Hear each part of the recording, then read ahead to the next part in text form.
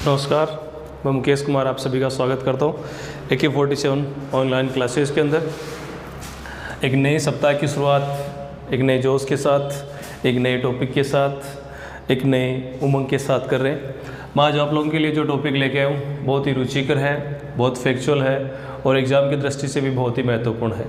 हम लोग जो पढ़ रहे थे रक्त परिसंचरण पढ़ रहे थे और रक्त परिसंचरण के अंदर अपन ने अब तक क्या पढ़ लिया। देखो, रक्त परिसंचरण के अंदर अपन ने जो पढ़ लिया, रक्त परिसंचरण तंत्र के अंदर अपन ने अब तक रक्त के बारे में पढ़ लिया था। दूसरा, रक्त वाहिनियों के बारे में पढ़ लिया था, ठीक है। और तीसरा जो है वो है हार्ट के बारे में, हृदय के बारे में। यानी आज अपन पढ़ने वाले हैं किसके बारे में? हार्ट के बारे में। हार्ट के बारे में बताने से पहले मैं आप लोगों को एक चीज़ बताना चाहूँगा कि जो भी साथी तैयारी कर रहे हैं या जो बच्चे नीट वगैरह के एग्ज़ाम दे रहे हैं या फिर जो BSc कर रहे हैं या जो बायोलॉजी के अंदर इंटरेस्टेड है, जो अपना ज्ञान बढ़ाना चाहता है, वो आगे के वीडियो को देखने से पहले एक बार जो टॉपिक का शुरू का वीडियो है उसको ज़रूर देखें, क्योंकि उसी को देखने से आपको टॉपिक पूरा समझ में आएगा, ठीक है। आज जो मेरी स्टोरी होगी वो भी आप लोगों के लिए बहुत ही खास होगी। मैं ये जो स्टोरी के साथ जो पढ़ाई करवा रहा हूँ, कैसा लग रहा है आप लोगों को? आप एक बार इसका रिस्पांस ज़रूर दीजिएगा। बाकी मैं पूरा विश्वास करता हूँ आप लोगों के अंदर, अपनी मेहनत पर और उस परमात्मा पर जिसने कि हमें इस लायक बनाया है कि हम कुछ बता सकें, कुछ ग्रहण कर सकें आपसे, ठीक है। आज का जो टॉपिक है बहुत ही मज़ेदार होने वाला है और मैंने कुछ चेंज भी किया है। चेंज ये किया है कि कुछ बच्चों के सजेशंस थे, कुछ सीनियर्स के सजेशन है, कुछ आप लोगों की तरफ से मांग भी है ये कि सर आप जो बता रहे हो हमें समझ में आ रहा है, लेकिन हम चाहते हैं कि आप बोर्ड पर पूरा लिख दो, ठीक है। थोड़ा रिवीजन ज़्यादा करो जिससे कि हम लोग ज़्यादा से ज़्यादा समझ सकें। मैं उसी पैटर्न को लेके आ रहा हूँ। आज मैं आपको जो भी बताऊँगा उसको बोर्ड पे बिल्कुल फैक्चुअली लिखूँगा, जिससे आप स्क्रीनशॉट भी ले सकते हो। और दूसरी बात, मैं रिवाइज भी करूँगा जिससे आप लोग सुनते समय जो है उसको अपनी नोटबुक में भी लिख सकते हो। बस मेरी एक ही रिक्वेस्ट है आप लोगों से कि आप पढ़ रहे हो तो कृपया करके कॉपी और पेन अपने पास ज़रूर रखना, क्योंकि अगर आप लोगों ने ऐसे सुन लिया उसके बाद में छोड़ दिया तो सीधी सी बात है कि ह्यूमन ब्रेन जो है वो ज़्यादा समय तक किसी चीज़ को होल्ड नहीं रख सकता, मेमोराइज नहीं रख सकता, भूल जाते हैं। इसलिए हम लोग उस चीज़ को ज़्यादा अच्छे से याद रखने के लिए आप लोग उसको एक बार लिख लें। आपको थोड़ी तकलीफ ज़रूर होगी, लेकिन मैंने आपको पहले ही कहा था बिना तकलीफ इस दुनिया में कुछ नहीं मिलता। सीधे आते हैं, बात करते हैं टॉपिक की। हृदय के बारे में आज अपन पढ़ने वाले हैं, हार्ट के बारे में आज अपन लोग पढ़ने वाले हैं, ठीक है। पहली चीज़, हृदय का अध्ययन क्या कहलाता है? तो सबसे पहले हृदय के अध्ययन को हम क्या कहते हैं? कार्डियोलॉजी। कार्डियोलॉजी, कार्डियोलॉजी किसे कहते हैं? हार्ट के अध्ययन को कार्डियोलॉजी कहते हैं। आप लोगों की जानकारी के लिए मैं बता दूं कि जो कार्डियोलॉजी वर्ड है उसके अंदर जो शब्द है कार्डिया, हमेशा याद रखना, कार्डिया जो शब्द है वो किसके लिए यूज होता है? हार्ट के लिए यूज होता है। इसलिए जहाँ पर भी आप लोगों को कार्डिया शब्द लिखा हुआ मिले वो किससे संबंधित होगा? हार्ट से संबंधित होगा। दूसरी चीज़, ये जो कार्डियोलॉजी है इसके बारे में ज़्यादा किसने बताया, किसने इसके बारे में जानकारी की? तो विलियम हार्वे। देखो, इंग्लिश के जो वर्ड है वो आप लोगों के लिए अब मेरे हिसाब से प्रॉब्लम नहीं होगी। वैसे मैं हिंदी में भी लिख रहा हूँ साथ साथ, लेकिन कोशिश करो दोस्तों कि आप लोग थोड़ा सा शब्दों को पकड़ने की कोशिश करो। विलियम हार्वे को क्या कहा जाता है? Father of cardiology. जो हृदय विज्ञान है, जिसके बारे में हम हृदय के बारे में जिस विज्ञान के अंतर्गत अध्ययन करते हैं उसका पिता किसको कहते हैं? कार्डियोलॉजी का पिता जो है वो किसको कहते हैं? विलियम हार्वे को कहा जाता है, क्योंकि इन्होंने सबसे पहले परिसंचरण के बारे में बताया था। पूरी दुनिया जो है इस बारे में इनकी कारण ही जान पाई थी। एक और चीज़, रक्तदाब के बारे में सबसे पहले किसने बताया था? तो हेल्स नामक वैज्ञानिक ने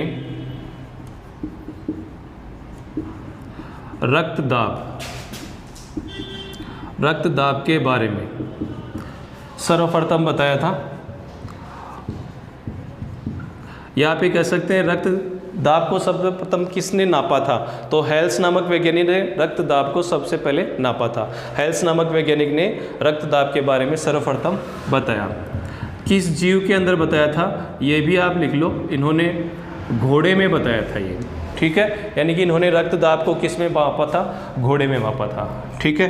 अब मैं आप लोगों को बताने वाला हूँ हार्ट से संबंधित बहुत ही विचित्र बातें जो इस जीव जगत के अंदर है। देखो एक साधारण सी चीज़, पहली बात हमें पता होना चाहिए हार्ट का क्या काम है। हृदय का जो काम है इस पूरी धरती पर यूनिवर्सल काम है, यानी सभी जीवों के अंदर हृदय एक ही प्रकार का काम करता है। वो एक ही प्रकार का काम क्या है? देखो हृदय जो है, हृदय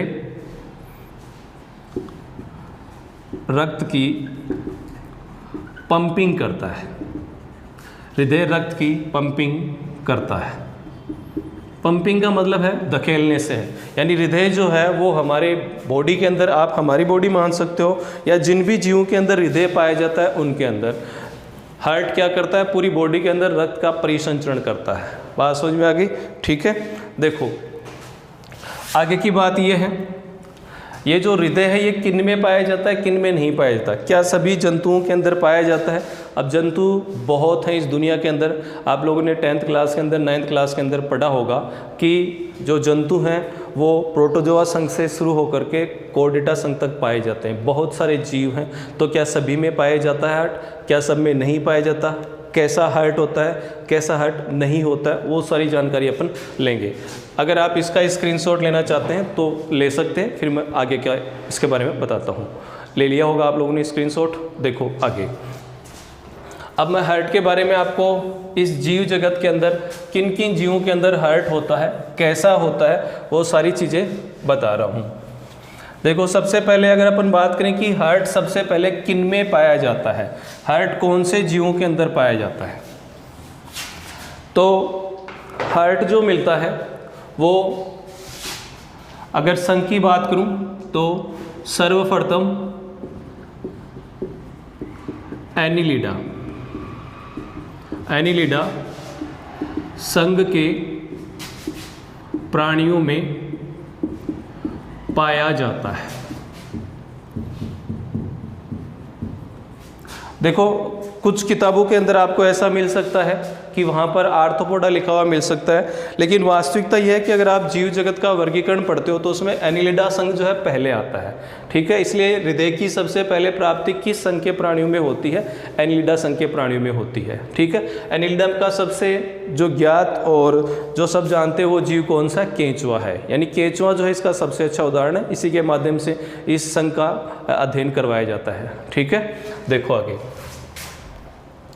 इसके बाद में आगे के जो संघ हैं, यानी कि और जो जीव है क्या उनमें भी हृदय होता है, कैसा हृदय होता है? तो आपकी जानकारी के लिए बता दूं कि ये जो संघ हैं इनके अंदर जो हृदय है वो क्या होता है? सरल प्रकार का होता है, ठीक है। वो इतना कुछ ज़्यादा इंपॉर्टेंट नहीं है अपने लिए। अब अपने लिए इंपॉर्टेंट ये है कुछ क्वेश्चंस जो एग्जाम में अक्सर पूछ लिए जाते हैं कुछ जीवों के बारे में कि इनके अंदर जो हृदय पाया जाता है वो कैसा होता है, कितने कोष्ठक ये होता है।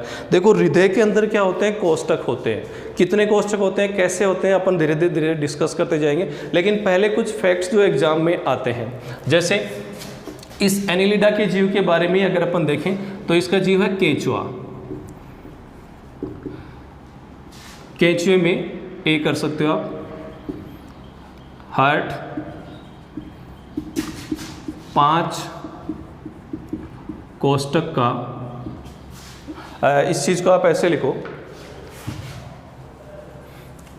देखो आप लोग अगर हृदय के कोष्ठकों के बारे में जानना चाहो कि कोष्ठक कौन कौन से होते हैं, क्या क्या होते हैं, तो उसके लिए आगे मैं आपको बताऊंगा। लेकिन यहाँ पर मैं आपको ये चीज़ बता रहा हूँ, जनरली हम लोग ये देखते हैं कि एक जीव के अंदर एक ही हार्ट होता है, ठीक है, एक ही हृदय पाया जाता है। लेकिन ये बात ये है कि कुछ जीव ऐसे हैं, जैसे अभी अपन ये देख रहे थे, मैंने यहाँ इसलिए मैं लिखना बंद हो गया क्योंकि आपको पहले वो जानकारी देना जरूरी है। जो मानव है या भी समझो कि जो कोर्डेटा संघ के प्राणी हैं जिनमें रीढ़ की हड्डी पाई जाती है, उनके अंदर जो हृदय है वो तो एक होता है, ठीक है। लेकिन क्या और दूसरे जीव जो हैं उनके अंदर भी एक ही हृदय होता है? तो उस चीज़ के लिए वो जो बात होगी वो ये होगी कि उनमें एक से ज़्यादा हृदय पाए जाते हैं। अब एक से ज़्यादा हृदय क्या बॉडी में अलग अलग जगह पाए जाते हैं या कैसे हृदय होते हैं? तो उसका आंसर ये है कि हमारा जो हार्ट होता है उनके जैसा हार्ट नहीं होता उनमें। उनका जो हार्ट होता है वो इस प्रकार से नलिकानुमा होता है, ठीक है, नलिकानुमा हार्ट पाया जाता है। तो ये नलिकानुमा के अंदर आप देख रहे हो कि अलग अलग भाग जो आपको दिख रहे हैं ये सब क्या है, एक एक हृदय को प्रदर्शित करते हैं, ठीक है। इसलिए ये कहा जाता है कि इन जीवों के अंदर हृदय की जो संख्या होती है वो क्या होती है, एक से ज़्यादा होती है। तो उसी क्रम के अंदर मैं बता रहा था कि केंचुए में हार्ट की संख्या कितनी होती है, तो केंचुए में हार्ट की संख्या 5 होती है। जो केंचुआ है उसमें कितने हृदय पाए जाते हैं, 5 होते हैं। इसी प्रकार से एक उदाहरण पूछ लिया था जोंक। जोंक में हृदय की संख्या, जोंक में हृदय की संख्या कितनी होती है? बहुत ही पॉपुलर क्वेश्चन है, पूछ लिया जाता है। आप लोग इस चीज़ को ध्यान में रखें, सोचें। आप लोग बता सकते हैं कितने हैं? देखिए आप लोग क्या कर रहे हो, आप ऐसे तो कमेंट बहुत कर रहे हो ये वो ये, लेकिन फिर भी देखता हूँ आप लोगों का नॉलेज क्या है, आप लोग इस चीज़ को कितना अच्छे से देखते हो, पढ़ते हो, क्या करते हो। तो केंचुए के अंदर हाँ कमेंट जो आप लोग कर रहे हो बड़े अच्छे कर रहे हो, अच्छी बात है, मैं आपके कमेंट भी रोज़ देखता हूँ। लेकिन कमेंट जो कर रहे हैं ना उसके साथ ये जो मैं मेहनत कर रहा हूँ आप लोगों के लिए उस पर भी थोड़ा सा ध्यान आजमाना है। जैसे मैंने कहा कॉपी पेन लेकर के जरूर बैठना है, ठीक है। बहुत बढ़िया अच्छे अच्छे कमेंट आ रहे हैं, कोई किस पर कमेंट कर रहा है, ये एक दूसरे पर कमेंट जो ना ये मत किया करो, ठीक है ना, क्योंकि अपन लोग पढ़ने के लिए बैठे हैं, एक दूसरे पर कमेंट करें, ये ध्यान डाइवर्ट होता है इससे, ठीक है। तो चलो बताओ फिर जोंक के अंदर जो हार्ट होते हैं उनकी संख्या कितनी होती है? तो जोंक के अंदर हार्ट की संख्या बताई जाती है 32, ठीक है। यानी जोंक के अंदर हार्ट की संख्या कितनी होती है, 32 होती है, ठीक है। इसी प्रकार से हार्ट की संख्या और डिस्कस की जाए, और कौन कौन से एग्जाम्पल हैं जो पूछे जा सकते हैं। ऑक्टोपस के अंदर, ऑक्टोपस जो है, ऑक्टोपस में हृदय की संख्या, ऑक्टोपस में हृदय की संख्या कितनी होती है, 3 होती है, ठीक है। देखो ऑक्टोपस किस संघ का प्राणी है, तो ऑक्टोपस जो है वो मोलस्का संघ का प्राणी है। आप लोगों ने देखा होगा ना, जिसके सर पर जो है कितने 8 भुजाएं होती है, जिसको हम क्या कहते हैं, ऑक्टोपस कहते हैं। बात समझ में आ गई चीज़, ठीक है। तो ऑक्टोपस के अंदर जो है हृदय की संख्या कितनी होती है, 3 होती है। इसी प्रकार से आप एक एग्जाम्पल और ध्यान रख सकते हो, वो कॉकरोच। कॉकरोच में हृदय की संख्या कितनी होती है, तो कॉकरोच के अंदर हृदय की संख्या कितनी होती है, 13 होती है। ये कुछ एनिमल्स हैं जिनके अंदर हार्ट की संख्या कंपटीशन एग्जाम्स में पूछ ली जाती है। तो ये आपके सामने मैंने लिख दी है, आप लोग चाहो तो इनको साथ में लिख सकते हो, स्क्रीनशॉट भी ले सकते हो, ठीक है। ले लिया होगा आप लोगों ने स्क्रीनशॉट। देखो उसके बाद में अगली मैं बात करता हूँ। आप लोगों को पता है कि जो हृदय है, हृदय के अंदर बीटिंग होती है, हृदय धड़कता है, और धड़कने से जो है रक्त का प्रवाह आगे करता है, ठीक है। तो ये जो धड़कना है, हृदय का धड़कना जो है, यानी कि जिसको हृदय की धड़कन कहते हैं, इसके ऊपर भी क्वेश्चन बनता है कि सबसे ज़्यादा हृदय की धड़कन किस में पाई जाती है, सबसे कम हृदय की धड़कन किस में पाई जाती है। तो हृदय की जो धड़कन है उसकी संख्या जो है वो स्तनधारियों के पक्ष में ही पूछी जाती है। यानी जो कोर्डेटा संघ का सबसे विकसित जो वर्ग है, स्तनधारी जिसको हम कहते हैं, उसके व्यू में ही पूछी जाती है। तो आपको ध्यान रखना है कि सबसे अधिक जो हृदय की धड़कन है वो कौन से जीव में पाई जाती है। कमेंट करके बताओ, देखिए देखता हूँ, हाँ बताओ, हृदय सबसे ज़्यादा जो हार्ट बीट है वो कौन से प्राणी में पाई जाती है, बताओ, देखें जल्दी करो, इतना टाइम नहीं है। चलो आप लोग कमेंट करना, मैं अभी तो आया नहीं आंसर। हाँ देखो इधर सबसे ज़्यादा जो है हार्ट बीट किस में पाई जाती है, तो हम कहेंगे स्तनधारियों में सर्वाधिक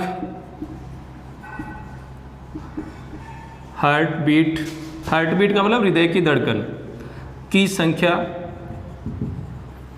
श्रीयु में, चुचुंदर में पाई जाती है। किस में पाई जाती है, श्रीयु में पाई जाती है, चुचुंदर में पाई जाती है,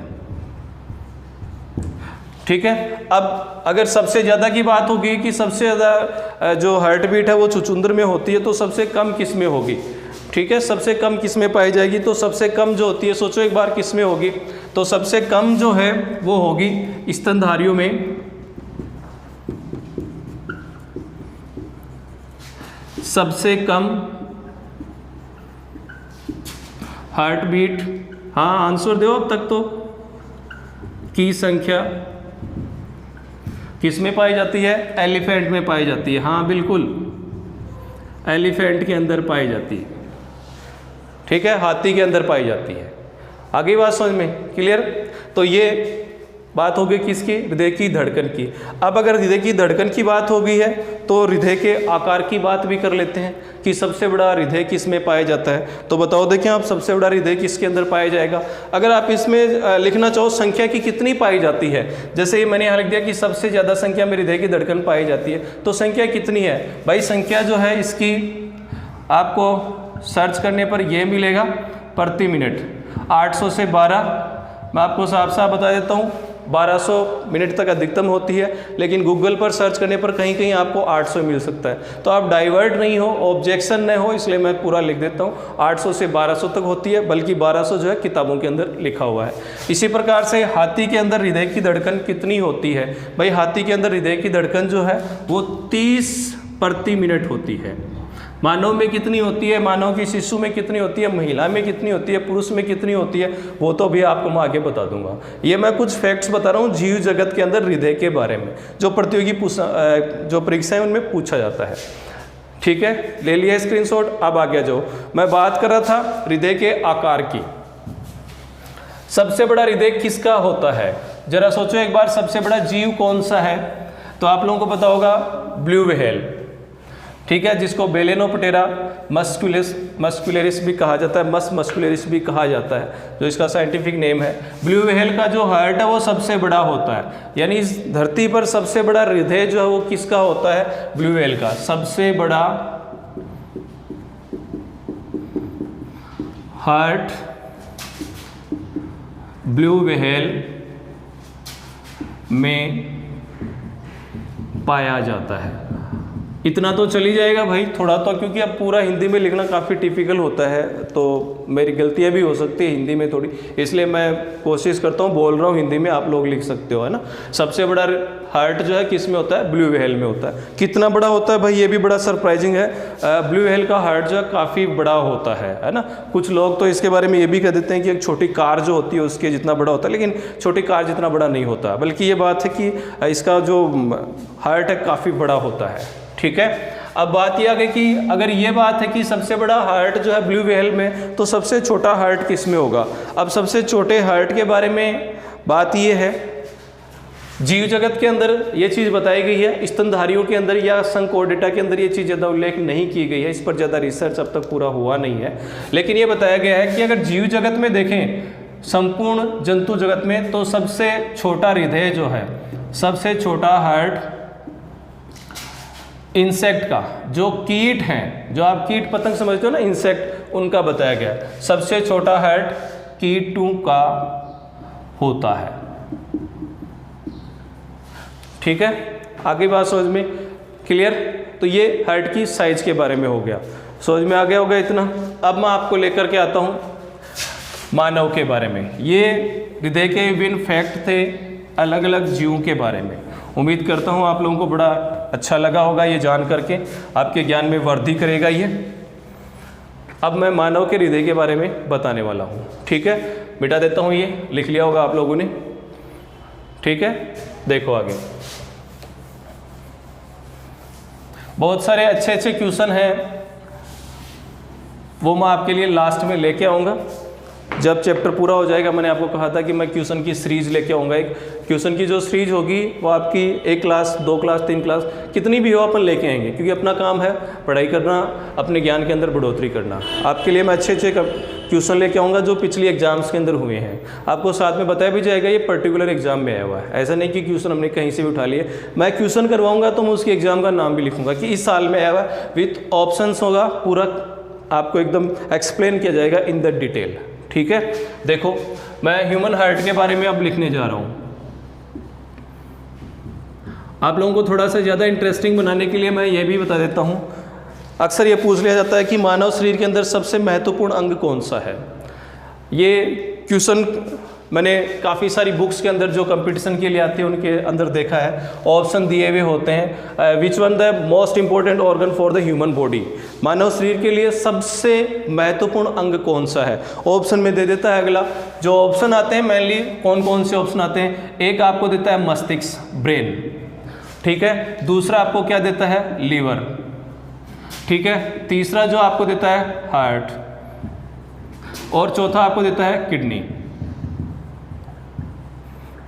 ठीक है। बहुत टिपिकल होता है इनमें से ये सेलेक्ट करना कि कौन सा अंग जो है मानव शरीर का सबसे महत्वपूर्ण है, क्योंकि ये सभी अंग जो है अपना अपना काम करते हैं। इनमें से कौन सा अंग सबसे महत्वपूर्ण होगा ये निर्णय करना बहुत मुश्किल है, किस अंग को सबसे ज़्यादा महत्वपूर्ण बताया जाए, क्योंकि हर अंग का जो अपना अपना काम होता है। और ये मैं आप लोगों को बता दूँ, इसका सही आंसर भी नहीं है कुछ भी। जहाँ तक मैंने स्टडी की है, जो मैंने ढूंढा है, जो बुक्स के अंदर मैंने सर्च किया है, लेकिन फिर भी बता देते हैं ये है वो है, लेकिन मैं आपको विथ कॉन्सेप्ट ये चीज़ बता रहा हूँ कि क्यों नहीं होता। आप बताओगे हार्ट सबसे महत्वपूर्ण ऑर्गन होता है, लेकिन मैं आप लोग बता दूँ कि हार्ट से भी महत्वपूर्ण ऑर्गन लीवर है। आपको पता है हमारे हृदय के द्वारा जो काम किया जाता है वो तो ब्लड की पंपिंग की जाती है, लेकिन हमारा जो लीवर है वो आपको पता है लगभग 500 के तकरीबन काम करता है। यानी अगर ये भी क्वेश्चन आता है, देखा है कि शरीर का सबसे व्यस्तम अंग कौन सा है, तो हम कार्य प्रणाली की दृष्टि से तो कह देते हैं या कार्य करने के आधार पर तो कह देते हैं हार्ट है, लेकिन सबसे ज़्यादा काम कौन करता है, अगर सबसे ज़्यादा काम की संख्या अगर देखी जाए ना तो वो लीवर होता है। तो हम ब्रेन को क्या इग्नोर कर दें, मस्तिष्क को इग्नोर नहीं कर सकते भाई, क्योंकि इसका काम करना इस पर डिपेंड करता है। लीवर कैसे काम कर रहा है इसको कंट्रोल कौन करता है, ब्रेन करता है। ये हार्ट काम कैसे कर रहा है, चलो मान लिया कि हार्ट जो है इसका खुद का ऑटोनोमस सिस्टम है पूरा, ये अपना काम खुद रेगुलेट कर रहा है, ठीक है, समझ गए चीज़। लेकिन बॉडी के सारे अंगों का कंट्रोल किसके पास है, इस ब्रेन के पास है, इस मस्तिष्क के पास है। तो क्या मस्तिष्क सबसे जरूरी अंग होगा? हाँ, इस चीज़ को अगर देखा जाए, मैं मेरे व्यू में बता रहा हूँ, इस चीज़ पर मैं कोई डिबेट नहीं कर रहा, ये कंपटीशन एग्जाम में क्वेश्चन नहीं आएगा, अगर आएगा तो 100% इस पर जो है वो इस पर RT लगेगी, क्योंकि इसमें आप एकदम स्पष्ट क्लियर नहीं कर सकते। मेडिकल साइंस जो कहती है उसके अकॉर्डिंग मैं बता दूंगा, ब्रेन को सबसे महत्वपूर्ण ऑर्गन माना गया है, ठीक है। लेकिन ब्रेन जो है आपको, आप केवल और केवल ये न समझें कि ब्रेन में केवल ऐच्छिक क्रियाओं के लिए ही है।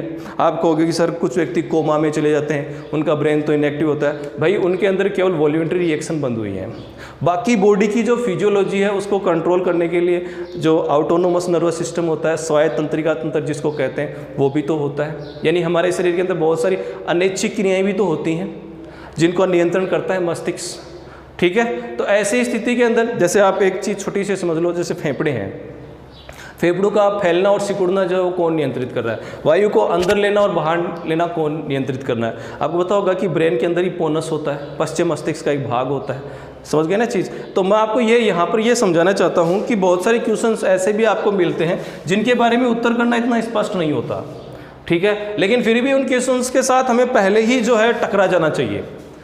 हम उनके साथ आज तक नहीं टकराए हैं, तो वो सामने आ जाए तो फिर टकरा करके हम हड़बड़ा जाते हैं। ऐसे ही ऐसे क्वेश्चनों के लिए पहले से आप तैयार हो, उनसे मुलाकात करो, उन क्वेश्चंस को देखो, तो आपको पता चलेगा कि हाँ क्या है। तो इसका सही आंसर जो होगा वो ब्रेन होगा। मानव का सबसे जो महत्वपूर्ण अंग है वो क्या है, ब्रेन है। विवाद नहीं कर सकते इस पर कि बिना हार्ट के हम कैसे जिंदा रहेंगे, मैंने कहा विवाद नहीं कर सकते, डिबेट नहीं हो सकता इस चीज़ को, लेकिन ब्रेन जो है उसको माना गया है, ठीक है। मेडिकल साइंस कहती है कि ब्रेन जो है बहुत ही महत्वपूर्ण है, बाकी ये भी कम नहीं है, ये भी कम नहीं है, ठीक है। ये क्वेश्चन था जो मैंने देखा आता है कंपटीशन में, तो आज तक मैंने इसको नहीं देखा, लेकिन बुक्स के अंदर दिया हुआ होता है, आपके सामने रिप्रेजेंट कर दिया है। अब देखो मैं मानव के बारे में लेके आता हूँ, हमारे हार्ट के बारे में।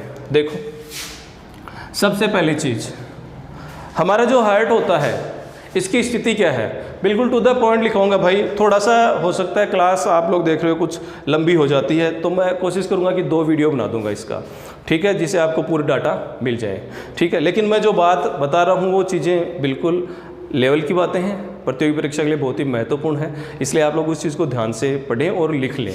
कहीं ऐसा बिल्कुल नहीं लगेगा आपको कि ये चीज़ जो है बेकार की है, काम की नहीं है। सबसे पहली चीज़, मानव में हार्ट की स्थिति, पोजीशन। हमारे शरीर के अंदर हृदय कहाँ पाया जाता है, शरीर में हार्ट जो है उसकी पोजीशन क्या है, तो भाई सीधी सी बात ही है, आप इस चीज़ को देखते हो, हमारा जिस तरफ पॉकेट होता है यानी लेफ्ट साइड की तरफ, एक चीज़ अच्छे से याद करने के लिए बता रहा हूँ कि जहाँ पर ये जो पसलियाँ हैं, देखना आप हाथ ला के महसूस करोगे तो जो दोनों पसलियाँ हैं जहाँ पर एक दूसरे से अलग हो रही हैं, ठीक है, उस स्थान पर जो है वो हृदय पाया जाता है। कहाँ? ये थोड़ा सा बॉडी के अंदर बाईं ओर पाया जाता है, तिरछा होता है, सीधा नहीं होता, तिरछा होता है। यानी इसका नीचे वाला भाग जो है वो तो कौन सी तरफ होता है? बाईं ओर होता है। ऊपर वाला भाग जो है कौन सी तरफ? थोड़ा दाहिनी तरफ ऐसे तिरछा होता है, ठीक है। तो अगर मैं इसकी पोजीशन बताऊं तो पोजीशन ये लिखूंगा, हार्ट वक्ष गुहा में बाईं ओर पाया जाता है। कहाँ पाया जाता है? वक्ष गुहा में बाईं ओर पाया जाता है। अब वक्ष गुहा क्या होती है? जो फेफड़ों ऐसे पसलियों से घिरी हुई जो संरचना है उसको हम क्या कहते हैं? वक्ष गुहा कहते हैं, ठीक है। देखो ये जो हृदय होता है ये तिरछा होता है। हृदय यानी हार्ट तिरछी स्थिति में व्यवस्थित होता है, व्यवस्थित होता है,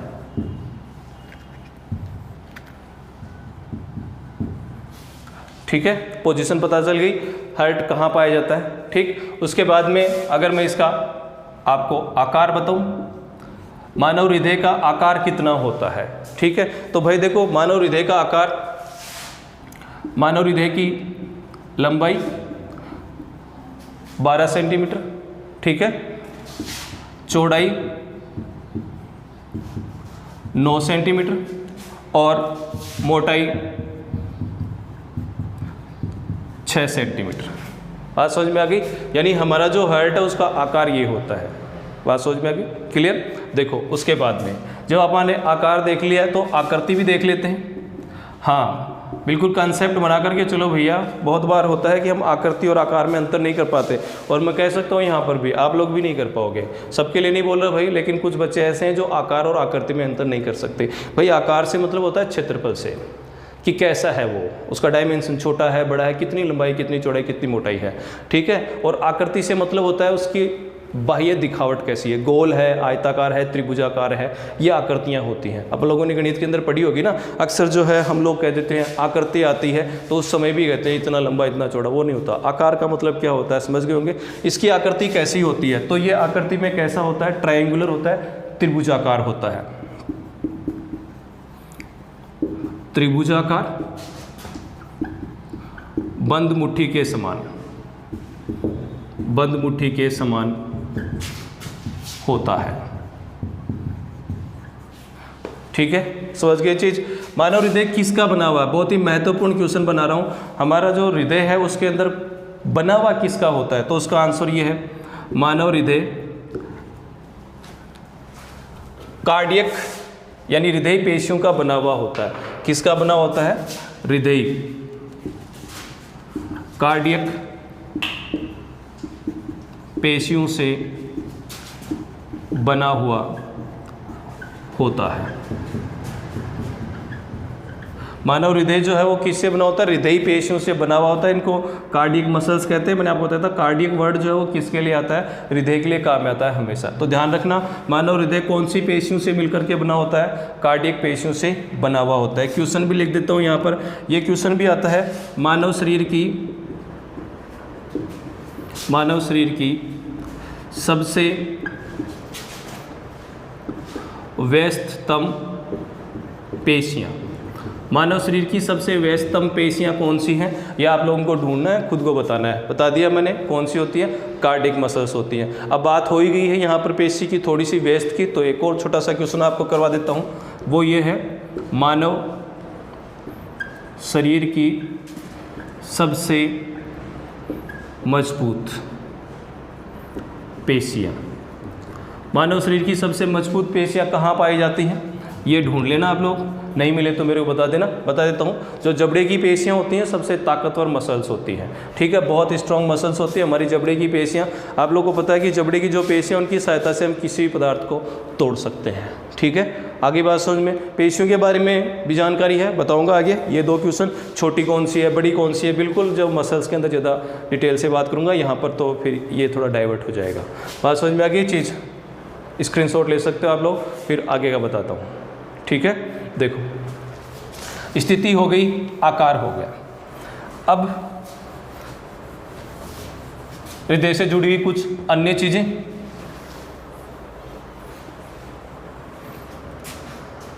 देखो हार्ट से जुड़ी अन्य चीज़ें क्या हैं। हमारा जो हार्ट है, जिस स्थान पर पाया जा रहा है वक्ष गुहा के अंदर, उस स्थान को क्या कहते हैं? ठीक है, उस स्थान को मीडियास्टेनम कहते हैं। वक्ष गुहा में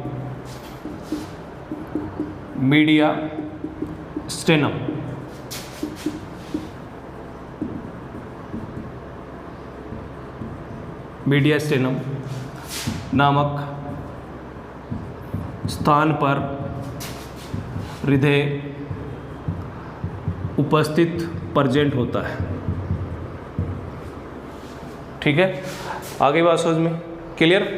देखो उसके बाद में ये जो हार्ट है, इसके चारों तरफ एक सुरक्षात्मक आवरण पाया जाता है।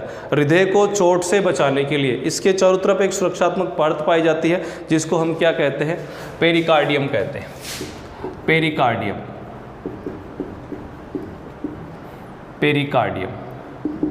पेरिकार्डियम क्या है? तो हार्ट के चारों ओर पाई जाने वाली परतों को पेरिकार्डियम, आगे दिखेगा, यह लिख देता हूँ, पेरिकार्डियम कहते हैं। समझ गए चीज़? हार्ट के चारों ओर पाई जाने वाली सुरक्षात्मक परतों को क्या कहते हैं? पेरिकार्डियम कहते हैं।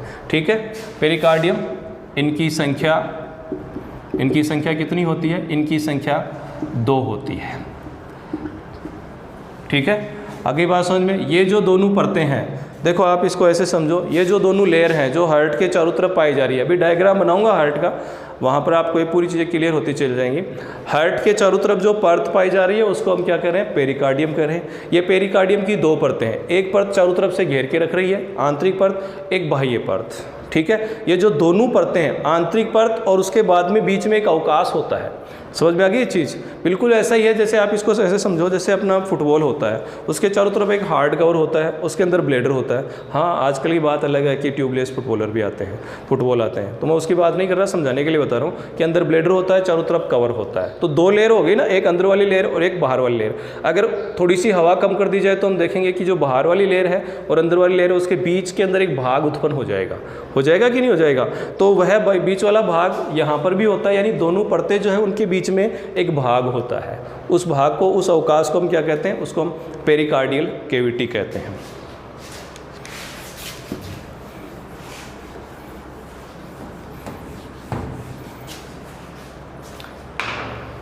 पेरिकार्डियल कैविटी, पेरिकार्डियल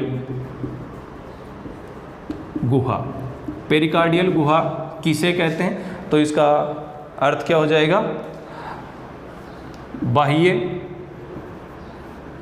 व आंतरिक। पेरिकार्डियम को हिंदी में हृदय आवरण कहते हैं। बाह्य व आंतरिक हृदय आवरण, हृदय आवरण इंग्लिश में पेरिकार्डियम के मध्य पाई जाने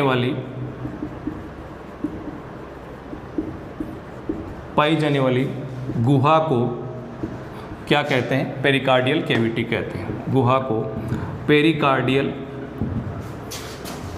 कैविटी कहते हैं। ठीक है, हाँ, एक बार आपको समय लगेगा, लेकिन अगर आप लोगों ने एक बार नोट्स प्रिपेयर कर लिया, मैंने आपको पहले भी कहा था कि जो मैं बता रहा हूँ, अगर आप लोगों ने टाइम निकाल करके लाइफ में एक बार भी तैयार कर लिया ना, तो फिर आपको आगे दिक्कत नहीं होगी, बार बार उनको रिवाइज करना है। ये मेरा बिल्कुल 100% विश्वास है, मैं गारंटी और दावा नहीं करता, विश्वास मेरे को पूरा है कि जो मैं बता रहा हूँ इससे ज़्यादा आपको जनरल साइंस के अंदर कहीं नहीं मिलेगा। हालांकि मेरा विश्वास तो यहाँ तक की है कि जो बच्चे बायोलॉजी पढ़ रहे हैं ना, उनको भी इससे ज़्यादा नहीं मिलेगा। ठीक है, मैं आपको पूरा बता रहा हूँ। आप जनरल साइंस के अंदर इससे ज़्यादा कितनी भी टफ से टफ बुक ले लेना, कितनी भी हाई से हाई एग्जाम दे लेना, इससे ज़्यादा आपको नहीं मिलेगा। अगर आपने एक बार तैयार कर लिया तो आपके साथियों के भी बहुत काम में आएंगे ये चीज़। ठीक है, देखो आगे, पेरिकार्डियल गुहा हो गया, किसे कहते हैं, समझ में आ रहा होगा, क्लियर। इसके बीच के अंदर एक तरल पाया जाता है। ये जो पेरिकार्डियल गुहा है ना, इसके अंदर क्या पाया जाता है, एक तरल पाया जाता है, एक चिपचिपा पदार्थ होता है। वो चिपचिपा पदार्थ क्या करता है, वो जो दोनों परतें हैं, एक तो दोनों परतों को आपस में चिपकने से रोकता है, दूसरी चीज़ बाहर से अगर दबाव लगता है, जैसे आपने किसी के हार्ट पे मारा, ठीक है, या उसको कहीं से धक्का लगा, तो बाहर से जो प्रेशर लग रहा है, जो चोट लग रही है, वो चोट जो बीच में जो तरल है वही तक ही रह जाएगी, अंदर हार्ट पर नहीं जाएगी। यानी इन दोनों के बीच में जो तरल पाया जाता है उसको पेरिकार्डियल फ्लूइड कहते हैं।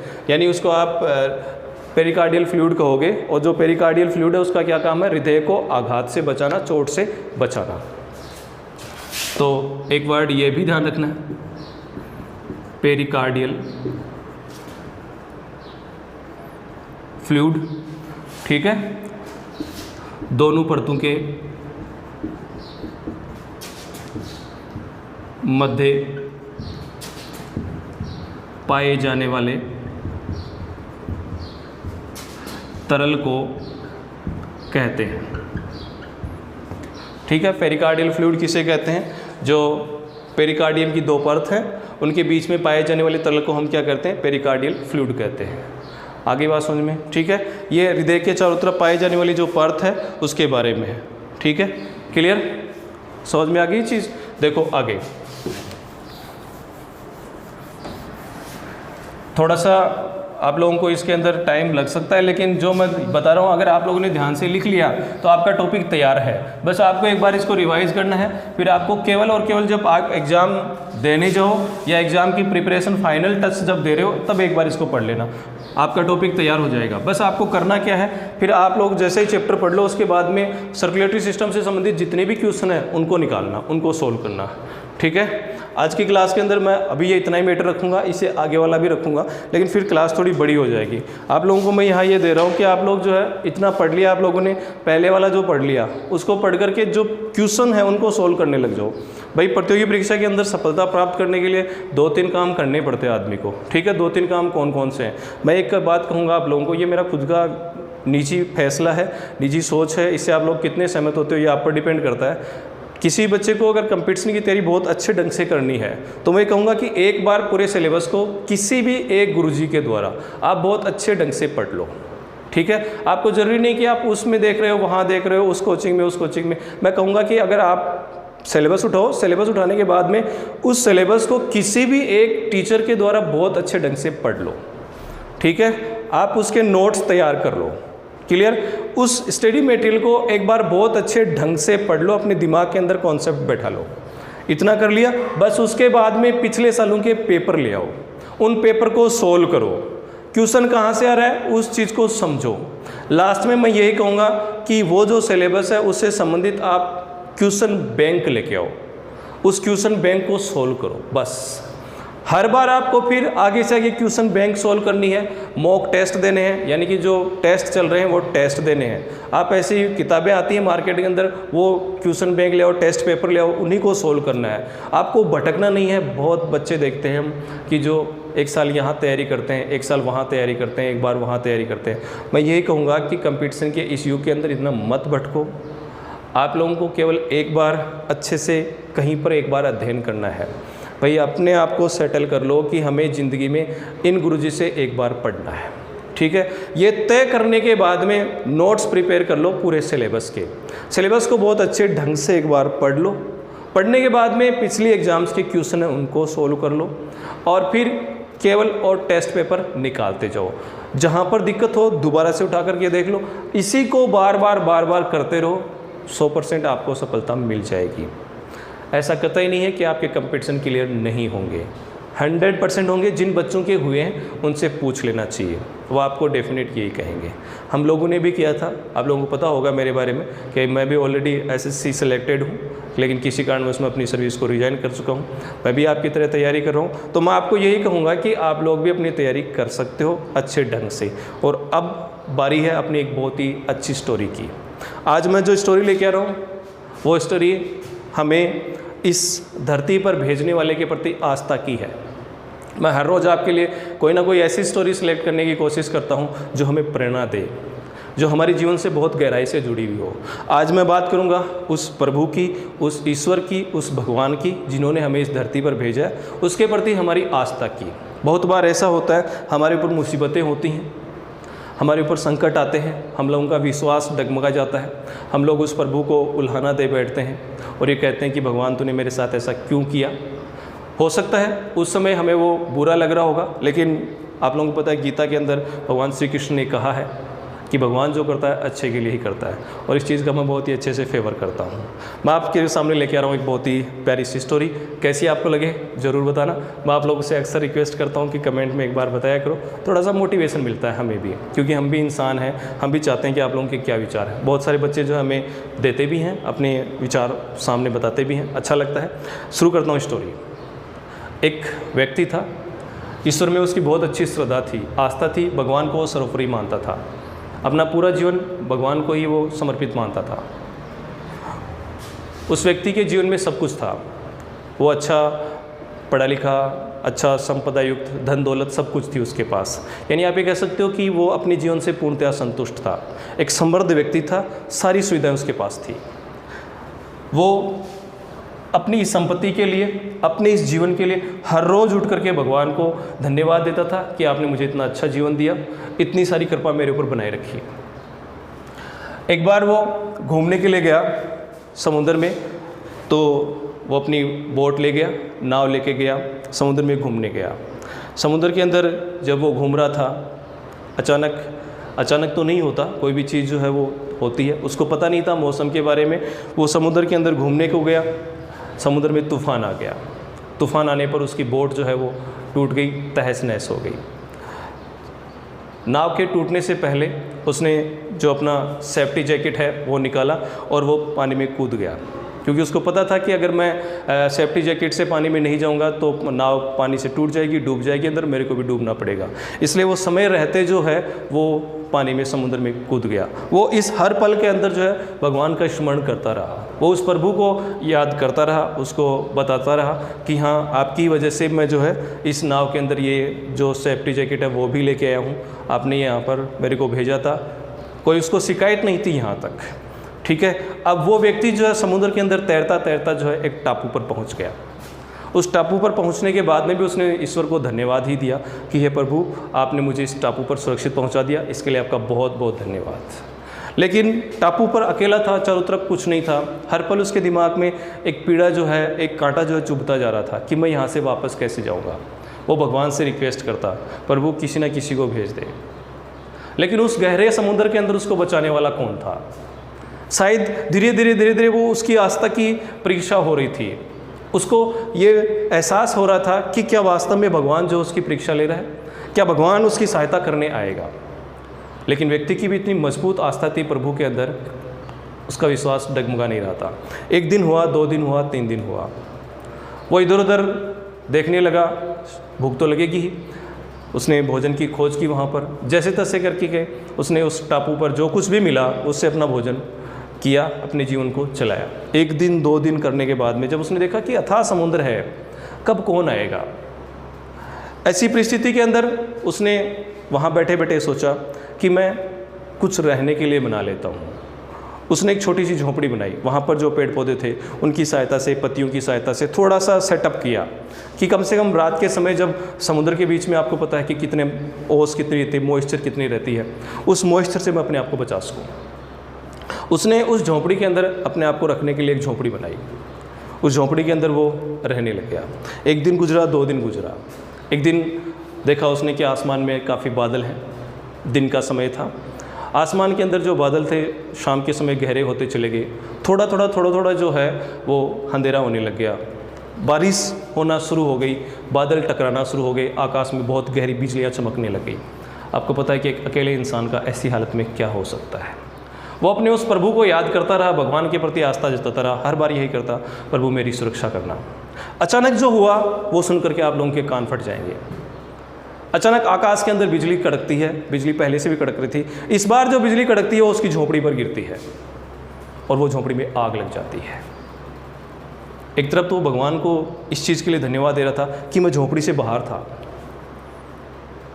और दूसरी तरफ वो ये देख रहा था कि भगवान ने मेरा जो एक छोटा सा आशियाना बनाया था वो भी मुझसे छीन लिया। शायद उसके मन के अंदर ये घर बन रहा था कि अब प्रभु जो है वो मेरा जीवन लेने वाला है, क्योंकि जो बिजली गिरी उसके मन से इतना डर उसके शरीर में उत्पन्न हो गया कि वो कँपा रहा था, सही तरीके से वो शब्दों को प्रेजेंट भी नहीं कर पा रहा था। लेकिन जो आगे हुआ उससे आपका विश्वास बढ़ेगा कि भगवान जो करता है अच्छा ही करता है। कुछ ही समय बाद में उसने देखा कि दो इंसानों की आवाज़ उसको सुनाई देती है, दो इंसानों की आवाज़ उसको सुनाई देता है। मैं जो बोल रहा हूँ आपको सुन करके रोंगटे खड़े हो रहेंगे। कहानी भी ऐसी है, कहानियों के माध्यम से हम बहुत कुछ सीखते हैं। दो इंसानों की आवाज़ उसको सुनाई दी, और दो इंसानों की आवाज़ सुनाई दी तो उसको ऐसा लगा कि शायद कोई मेरे आसपास है। उसने चारों तरफ समुद्र में देखा तो उसको एक नाव दिखाई दी। उस नाव पर कुछ इंसान थे, वो इंसान आवाज़ लगा रहे थे, उसको दो इंसान दिखाई दिए। उसने उस परमात्मा को कहा क्या आपने किसी को भेजा तो है मेरे लिए। लेकिन बड़ी बात तो ये होगी जो अब मैं आपको बताने जा रहा हूँ। जब वो दोनों इंसान वहाँ पर आए तो उन्होंने उनसे पूछा कि आप यहाँ कैसे पहुँचे, क्या हुआ, तो उन्होंने पूरी स्टोरी बता दी। फिर उन्होंने उनसे पूछा कि आप लोग यहाँ तक कैसे पहुँचे, तो उन लोगों ने जो कहा वो आपके विश्वास को मजबूत करेगा। उन लोगों ने कहा कि हम जब बहुत दूर थे तो हमने देखा कि हमें एक आग जलती हुई दिखाई दी, समुद्र के बीच में एक आग जलती हुई दिखाई दी। हम लोगों ने सोचा कि उस टापू पर कोई ना कोई इंसान है जिसने अपना आशियाना, पत्ते, कचरा जला करके हम लोगों का ध्यान अट्रैक्ट किया है। आप लोगों को सुन के बड़ा आश्चर्य होगा, भगवान जो करता है अच्छे के लिए करता है। उस प्रभु ने उस झोपड़ी के अंदर आग लगाई। आस्था, विश्वास, उस प्रभु में विश्वास, उस व्यक्ति की जान बच गई। और उसने उस भगवान से कहा कि तेरे द्वारा दी गई हर सहायता मुझे मंजूर है, किसी भी रूप में आप सहायता दे सकते हो, इसका किसी को नहीं पता। इसलिए दोस्तों मैं भी आप लोगों से ये कहता हूँ, विश्वास रखो अपने उस परमात्मा पर, अपनी मेहनत पर, अपने घर वालों की मेहनत पर, अपने पूर्वजों के कर्मों पर, आपके साथ भी अच्छा होगा। मैं मुकेश कुमार आज की क्लास में आपसे आगे लेता हूँ। जय हिंद, जय भारत।